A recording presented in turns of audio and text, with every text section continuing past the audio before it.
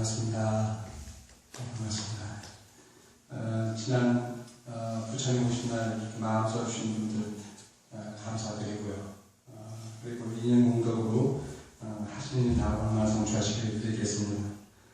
오늘 아침에 쓴 그 새벽 편지를 읽으면서 한번 생각해보는 시간을 갖겠습니다. 원래는 금강경을 쭉 했었는데 2번 동안 했는데 계속 많은 분들이 금강경을 계속해서 와야 되는 부담이 있으니까 그냥 스님이 편한 걸 해주면 좋겠다고 해가지고 금강경을 그냥 안 하고 그때 맞춰서 그냥 하는 걸로 그렇게 했습니다. 왜냐하면 읽던 사람이 감이 깊은 사람이 그 다음에 안 보면 이렇게 이제 중간에 빠지니까 그래서 그렇게 하는 것보단 그렇게 했으면 좋겠다고 얘기해가지고 금강경을 안 하기로 했습니다. 기포의 새벽 편지 150을 오늘 아침에 쓴 글입니다. 하늘이 무너져도 솟아날 구멍이 있는 법이다. 어디선가 많이 들어본 속담이죠. 어느 날 한 주차장에서였습니다. 차문을 닫고 자리에 앉는데 차가 뒤로 미끄러지는 거였습니다. 옆 버스를 보니 그대로인데 아무래도 내 차다 싶어 있는 힘껏 브레이크를 밟았습니다. 아무리 용을 써가며 밟아도 여전히 차는 뒤로 미끄러졌습니다. 왜 그런 거 많지 않습니까? 왜 이렇게 가다가 서 있는데 정지선에 서 있는데 다른 차가 앞으로 막 나가는 거예요. 옆에 차를 보니까 내 차가 뒤로 물러서는 거예요. 근데 그 차가 옆에 차가 내 차보다 클 때 그런 현상이 많이 일어납니다. 내 차보다 작으면은 잘 모르겠는데 내 차보다 약간 큰 버스라든가 트럭이 있을 게 앞으로 나가야 되는 내가 뒤로 후진하고 있네 이렇게 해가지고 브레이크를 이런 힘껏 잡고 있다가 보면 옆에 차가 앞으로 나가는구나 이렇게 느끼고 또 뒤로 이렇게 후진하게 되면 옆에 차가 후진하게 되면 내 차가 앞으로 나가지 이렇게 느끼는 게 그런 경우가 있는데 보통은 상대적으로 내 차보다 클 때 그렇습니다. 그리고 우리가 이렇게 강에서 이렇게 배를 저어갈 때에도 언덕이 배보다 크기 때문에 언덕이 지나가는 것 같은 거예요. 배가 지나가는 것이 아니라 언덕이 지나가는 것 같죠. 그런 경우가 있는데 다 상대적으로 큰 것이 움직인다고 느낄 때가 들어있습니다. 뭐야 도대체 어떻게 된 거야? 시동도 걸지 않은 차가 어떻게 후진을 할 수 있지? 벌컥 겁이 났습니다. 평지에서 미끄러지는 차라면은 비탈에서는 어쩌란 말인가 하고 역시 나는 브레이크에서 도저히 팔을 댈 수가 없었습니다. 이게 그런 경우가 많습니다. 정말 있는 힘을 많이 하는데도 브레이크를 밟아도 계속해서 이렇게 밀리니까. 근데 사실 자기 차는 그대로 있는데 다른 차가 옆 차가 이렇게 움직이는 걸 보고서 그렇게 느끼는 게 있는데 그걸 우리가 보통 무슨 효과라고 하냐면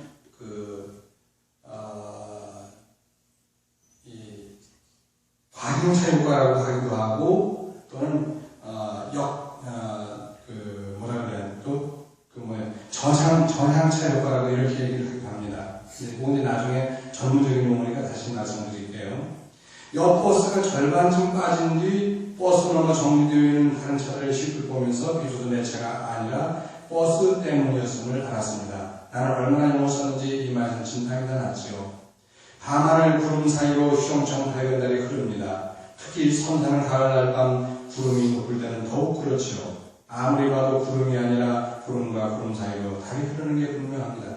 여기서뿐만이 아니라 이 똑같은 현상은 아프리카에 가서도 똑같이 나타나더라고요. 그래서 아프리카 이제 동아프리카 탄자니아에 있을 때인데 다레살람에서 한참 남쪽으로 내려가게 되면 송기아인가 거기가 있는데 송기아에서 키고만 쪽으로 이렇게 가다 보면 한참 한 10시간 달려가야만 되는 그런 아주 긴 거리가 되는데 어느 날 밤에 보니까 밤에 이제 버스를 탔어요.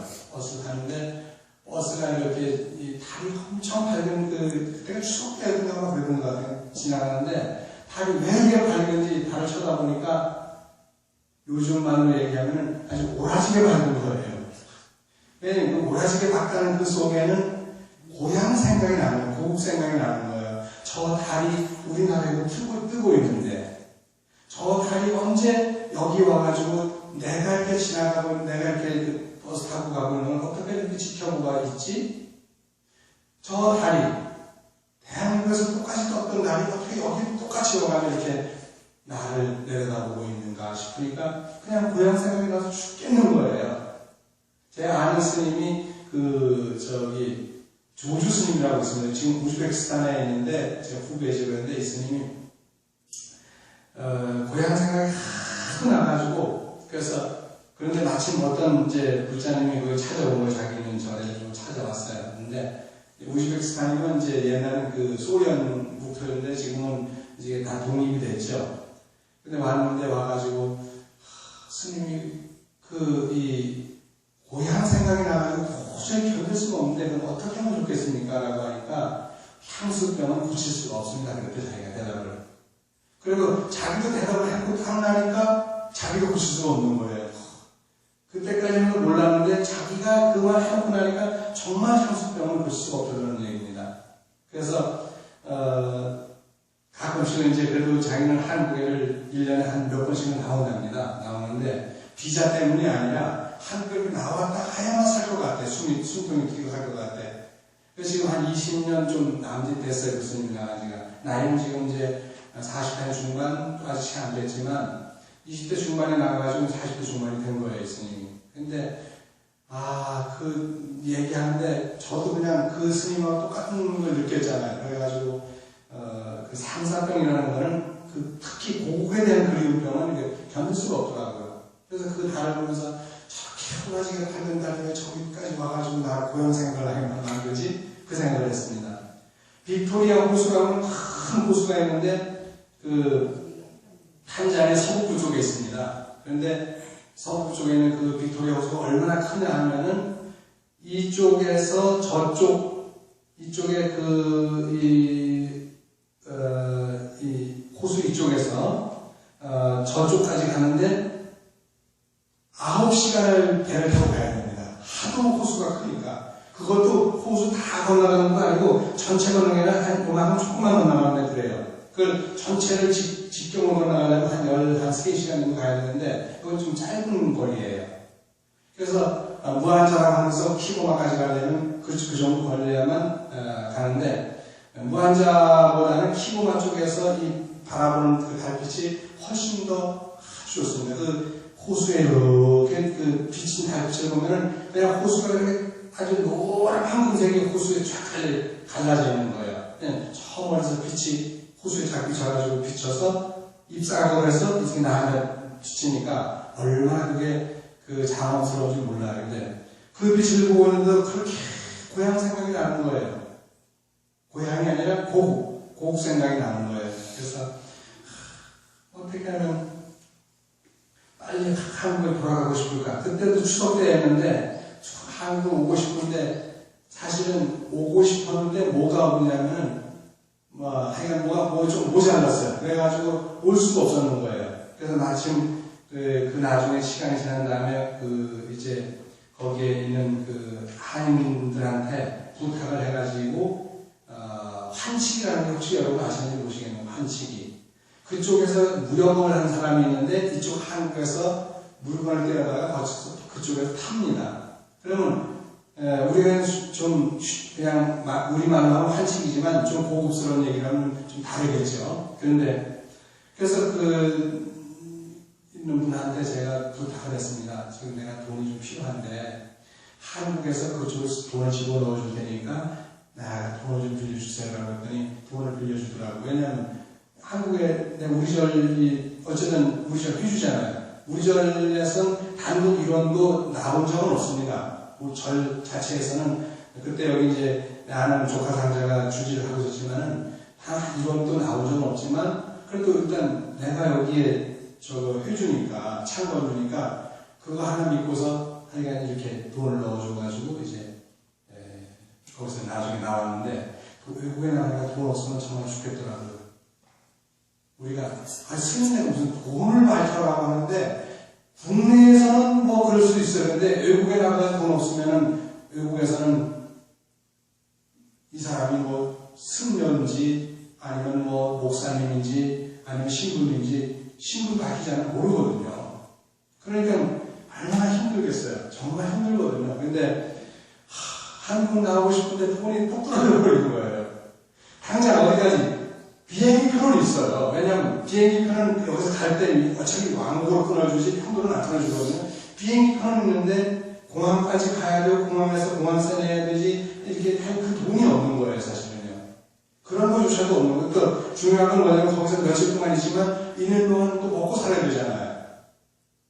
그러니까 저는 그래서 그 거기 가서 제일 부러웠던 게 목사님들이라든가 그 다른 종교들이 되게 부러웠어요.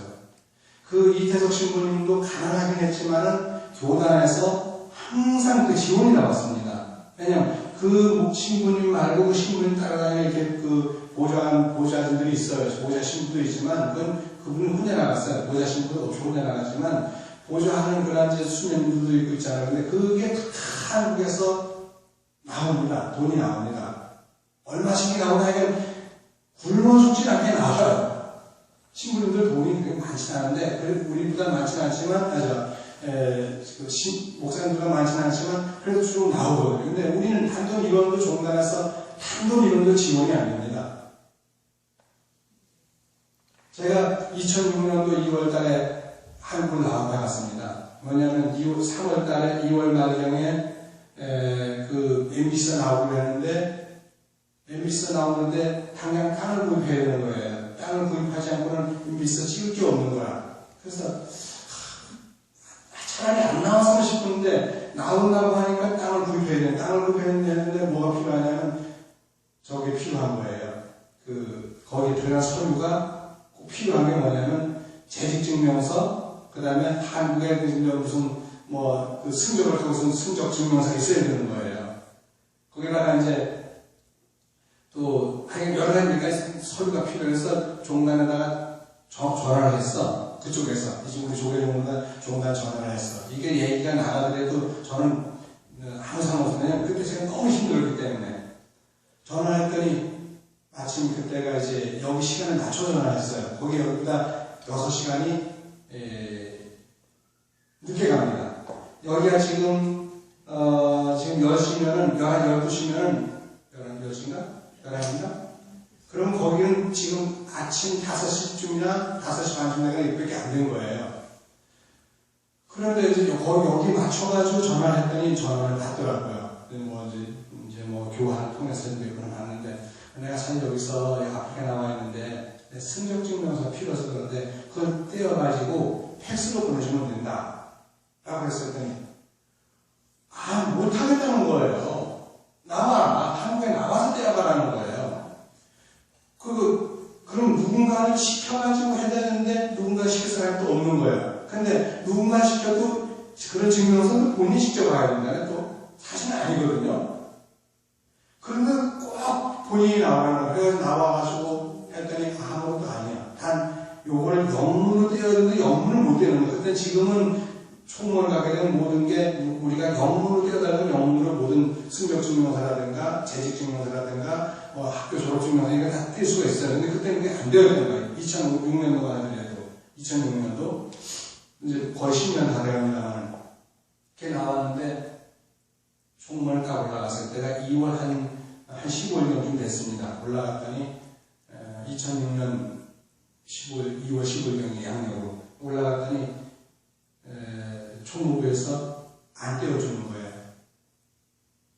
가서 딴 데 가서 댓글 되면서 가서 번역을 해오라는 거라. 번역을 해오래. 너희들이 여기서 해줘야지 나보고 해보라고 그러냐. 그랬더니 해오라는 거 자기가 못한다는 거예요. 그래서 이제 너무 화가 나잖아요. 내가 가서 해올 수는 있어. 해올 수는 있지만 적어도 대한민국의 조계종이라고 하는 한 종단이 2000년 역사를 갖고 있는데, 그래, 이것도 하나 안 되냐. 해가지고 이제 됐더니, 거기까지는 그래서 제가 참았는데, 아니, 스님 왜 하필 아프리카까지 나와가지고 우리 고생시키는 거 이 말을 하는 거예요. 그 총무원에 있는 그 직원들이요, 여직원들이. 왜 아프리카까지 나와가지고 우리 고생시키는 거예요, 그래. 그 말이 막 너무 열받을 거예요. 그때 우리 법사님의 스승이었던 그 지관 스님께서 아마 총무원장 하셨을 거예요. 제가 알기로는. 근데, 그때 총무원장이 그 스님이셨나요? 그때 맞나요? 2006년 같으면? 아마 맞을 거죠. 제가 그렇게 기억을 하고 있습니다. 그래가지고 그때 마침 원택 스님이 또 그 해인사 송철 스님의 그 시공이 됐었던 원택 스님이 총무부장을 했어요. 그래가지고 난리를 저겼습니다. 그 총무부는 난리를 저겨서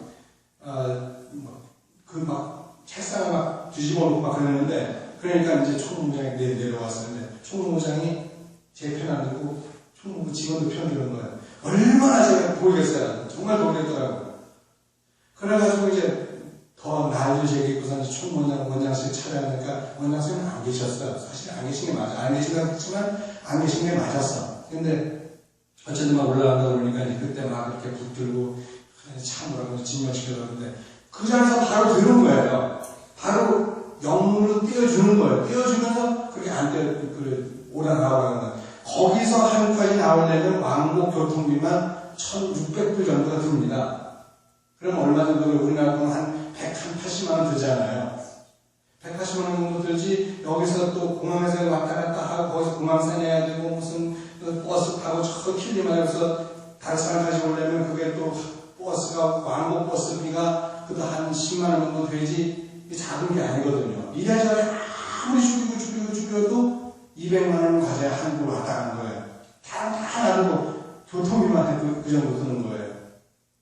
그냥 얼마나 속이 상했겠어요. 그런데 종단에서 이론 하나 지원이 안 된 거예요.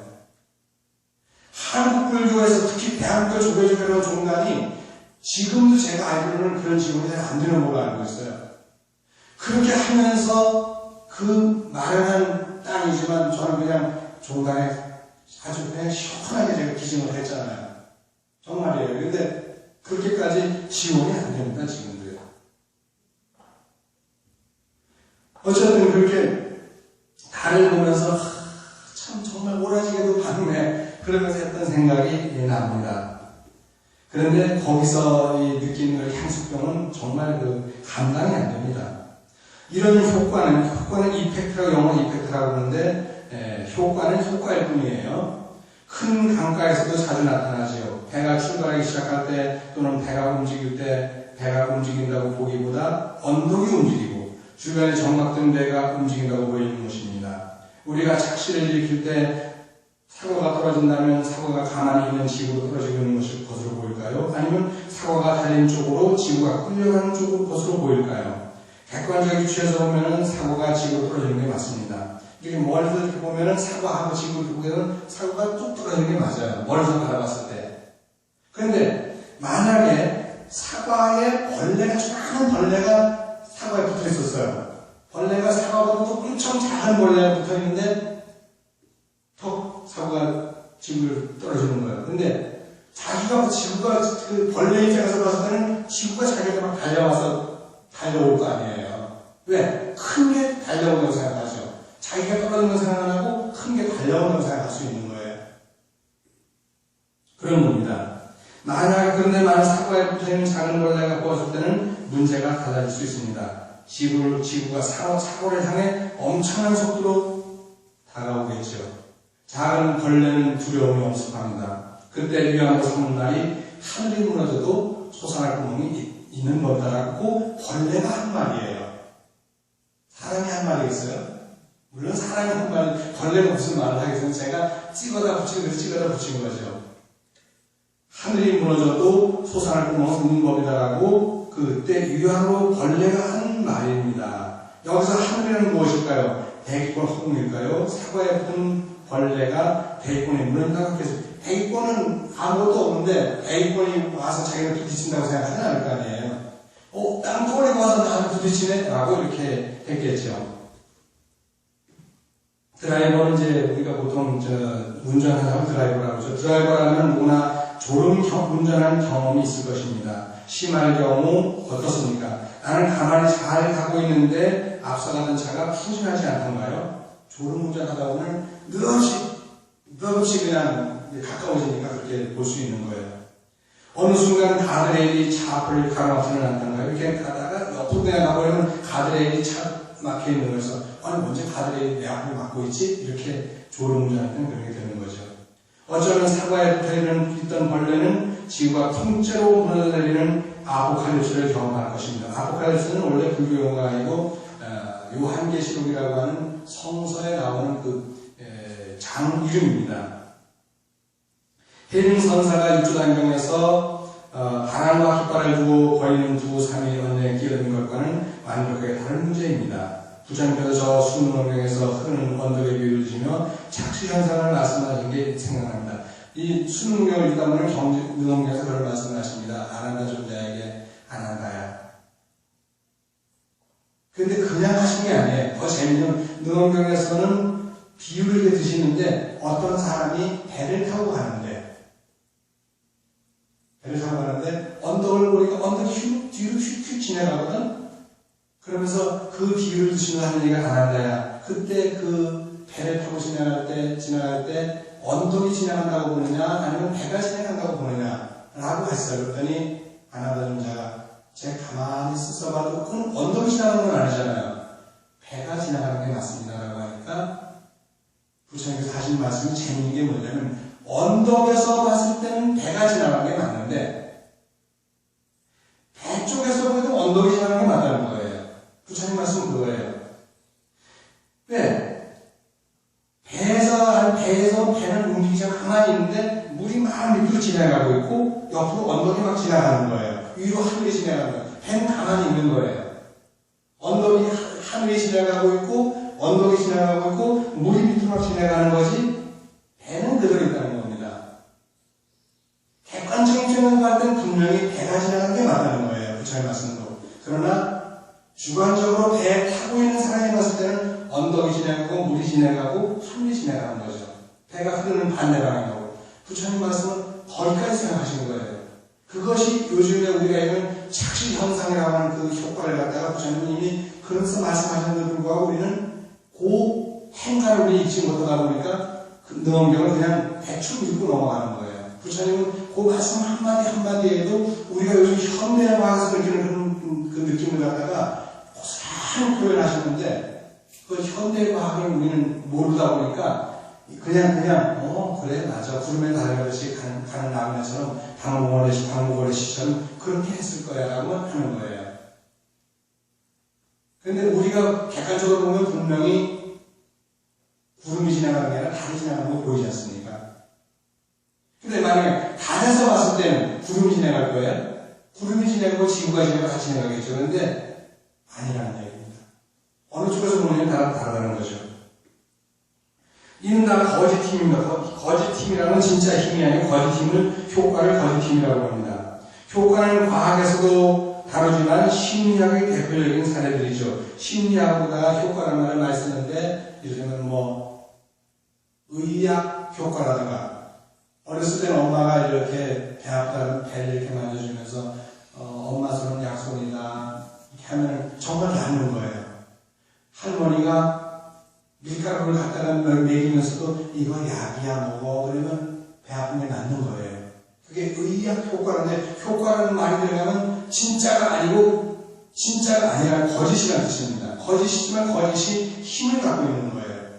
반응 효과라는 말이 있습니다. 반응 효과라고 하는 건 내가 어디 가서 점을 쳤어요. 점을 쳤는데 점괘라는 건 항상 50대 50으로 나옵니다. 잘해봐야 49대 51이에요. 아무리 맞춰도 51이지 아니면 49예요. 그런데 왜 절반이 맞으니까. 왜냐면 절반을 어느 쪽으로 맞아도 맞지 않습니까? 점이라는 게. 근데 그걸 보고 와가지고서는 맞아 내가 살아온 과정을 가만히 해보니까 딱딱 대충 맞아떨어지는 그냥 그걸 맞는다고 생각하는데 사실은 맞는 것이 아니라 그냥 어떤 말을 해도 절반을 맞는다는 겁니다. 그걸 우리가 반응 효과라고 해요. 반응이라고 하는 그 교수가 만드는 그 설자에서 반응 효과라고 하는데 그 반응 효과를 가지고서 맞는다고 하면 다 맞는 걸로 보고 10명이 틀렸는데 1명이 맞았어요. 근데 1명이 맞는 걸 가지고 막 광고하고 다니면 그래 진짜 그거 맞아? 그 사람한테 가서 욕하자고 정보로 가는 겁니다. 맞기는 뭐가 깨목이 맞습니까? 안 맞습니다. 그런데도 불구하고 우리는 맞는다고 보는데 반응 효과라는 게 일단 효과라는 말이 들어가면 다 똑같은 거예요. 그럼 우리가 피부 말리는 효과라고 한다면 정말 사랑하는 사람이 있는데 그걸 내가 정말 사랑했을까라고 하는데 사랑하는 표현을 자꾸 하다 보니까 내가 사랑하는 게 되는 거예요. 미워한다 표현하다 보니까 정말 미워지는 것이지 처음부터 그를 사랑했거나 처음부터 미워한 것이 아니라 그런 마음을 갖기 시작하면서 미워지고 사랑해지는 그런 효과를 가져온다는 겁니다. 그래서 효과는 진실이 아니라 다만 생각의 게임일 뿐입니다. 제가 이 말을 제가 쓴 말입니다.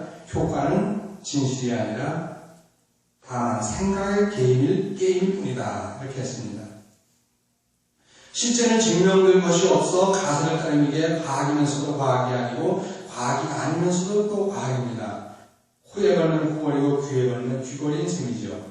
호리홀리 효과라고 하는 것으로 인해 가지고 지구가 자전한 걸 알아냈습니다. 그리고 에버레이션이라고 해서 광행차라는데 에버레이션 효과 때문에 이건 나중에 혹시 여러분들이 무슨 말이요? 라고 하더라도 한번 지구의 공전과 자전의 원리를 찾아오면 많이 나옵니다. 그것 때문에 지구가 태양의 도래를 방문해가지고 공전한다는 걸 알게 됐죠. 재행무상의 진리가 삼법인 가운데 가장 앞에 놓이는 것도 뭐냐? 금강에서 보면 영롱한 표현이죠. 여러 개적인 꿈과 같고 환상과 같고 거품과 같고 그림자와 같고 이슬 같고 번개불과 같다는 그 말씀 때문에 재행무상의 원리가 더 분명하게 밝혀진 거예요.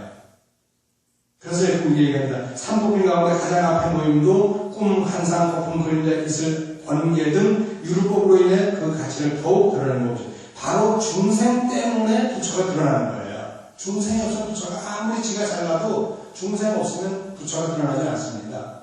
부처님한테 제가 지라고 해서 나중에 큰일 났습니다. 고려 때 원진국사라고 하는 분이 있었는데 다리 위에서 시를 하나 썼습니다. 착시를 썼는데 그때 착시 현상을 노래했는데 다리는 흐르는데 물은 흐르지 않는다. 물이 큰 이게 홍수가 났을 때 다리 위에서 보이는 물이 흘러가는 게 아니라 다리가 막 흘러가는 것 같죠. 물은 가만히 있는데 다리가 막 흘러가는 것 같아요. 그런 착시 현상인데 제가 그랬습니다. 대단한 선시 같지 않습니까? 하지만 그냥 보이는 대로 느낌대로 중얼거렸을 뿐입니다. 근데 이렇게 중얼거리는데 우리는 굉장한 선시라고 보거든요. 그냥 착시 현상을 얘기한 것 뿐입니다. 지난해 여름이었던가 국내에서 달리기 하는 진호스님, 제 후배 스님의 진호스님이라고 마라토너가 있습니다. 자전거 타는 김기용 선생의 콘서트가 있어 작년 여름에 있었습니다. 두 사람 모두 초인이죠. 왜냐하면 이 사람들이 초인이라고 하는 게 정말 엄청나게 달렸던 사람들이고요. 엄청난 그 울트라 마라톤 같은 거 뛰려면 막 100km를 달리려면 얼마나 힘들겠어요. 근데 그 100km를 잠 안 자고 그냥 계속 달리는 거예요. 그러다 보면 졸려가지고 막 달리고 있는데 자기는 막 달리는데 어느 정도 그냥 막 그 전부 내가지고 막 탁 들이받는 거예요.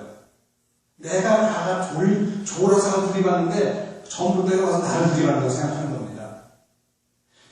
열심히 뛰는데 보니까 오늘 보니까 뭐가 턱 가로막아가지고 보니까 큰 장애물이 하나 있는 거예요. 무슨 컨테이너 이런 게 막 있는 거예요. 컨테이너 없는 데로 길을 향해 뛰었는데 졸려가지고 컨테이너를 향해서 뛰다 보니 컨테이너가 탁 부딪힌 거예요. 그러니까 컨테이너가 언제 와서 나 이렇게 들이받지? 그러는 거예요. 그 진호스님이 무슨 책을 썼냐면 혼자만 깨우치면 못하겠는가 라고 하는 책을 썼습니다. 그리고 김기중 씨는 행복한 고통이라고 책을 썼는데 다 정말 좋은 책입니다. 제가 정말 좋은 책으로 봤습니다.